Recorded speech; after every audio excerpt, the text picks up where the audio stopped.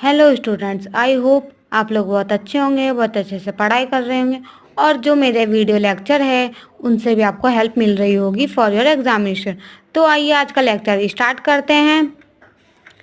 मैं हूं Shweta Kumari. Welcome to my channel exam preparation note and this is my fifth lecture on the subject of FM. पिछले lecture में मैंने chapter 7 capital budgeting करवाया था। आज हम करेंगे चैप्टर नंबर 4 रेशो एनालिसिस। इस टाइम हम पढ़ रहे हैं एफएम का सबसे important chapter ratio analysis.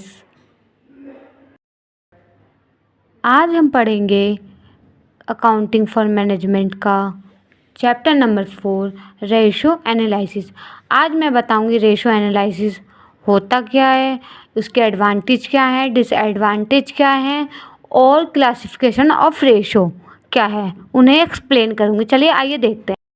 Chapter start करने से पहले आपको ये बता दूं, अगर आप मेरे चैनल में नए आए हैं तो मेरे चैनल को लाइक, कमेंट, शेयर ज़रूर करें और अगर नए नए चैप्टर देखना चाहते हैं तो मेरे चैनल को सब्सक्राइब करें, बेल आइकन भी ज़रूर दबाएं। मीनिंग ऑफ रेशो एनालिसिस, अनुपात विश्लेषण का अर्थ।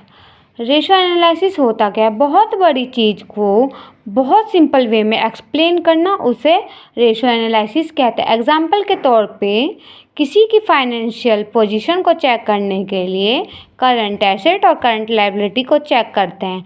अगर करंट एसेट 5 लाख है और करंट लायबिलिटी 2.5 लाख है तो उसमें ये सीधा बोल सकते हैं कि फर्म की जो रेशो है 2:1 है। करंट रेशो बड़ी बड़ी कैलकुलेशन को बहुत आसानी से कर सकते हैं। ये हो गई हमारी ratio of analysis.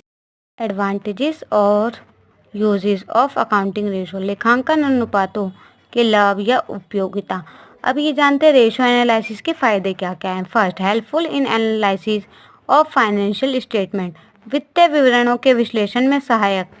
Ratio analysis financial statement के लिए बहुत बड़ी ज़्यादा लाभदायक है। एग्जाम्पल है बैंक, ऋणदाता, इन्वेस्टर आदि की पूरी जानकारी प्राप्त करते हैं और इससे लाभ हानि का पता लगता है। Second point, simplification of accounting data, मतलब कि रेशो को कैलकुलेट करना बहुत आसान हो जाता है। ये एक सिंपल मेथड होता है। रेशो एनालिसिस बड़ी बड़ी कैलकुलेशन को छोटे कैलकुलेशन मतलब आसान तरीके से कैलकुलेट करना बता देती है। Third, helpful in comparative studies.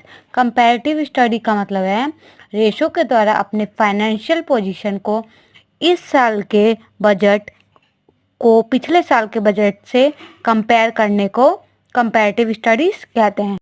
Fourth, helpful in locating the week spot of business, मतलब अपने ही फर्म के पिछले साल की रेशो तथा इस साल की रेशो को कंपेयर करके जो व्यवसाय की कमी है उस स्थान को का पता लगाया जा सके और उसे सुधारा जा सके। Fifth point, helpful in forecasting, इसका मतलब रेशो की हेल्प से बड़ी कैलकुलेशन को बड़ी ईजिली बना लेते हैं।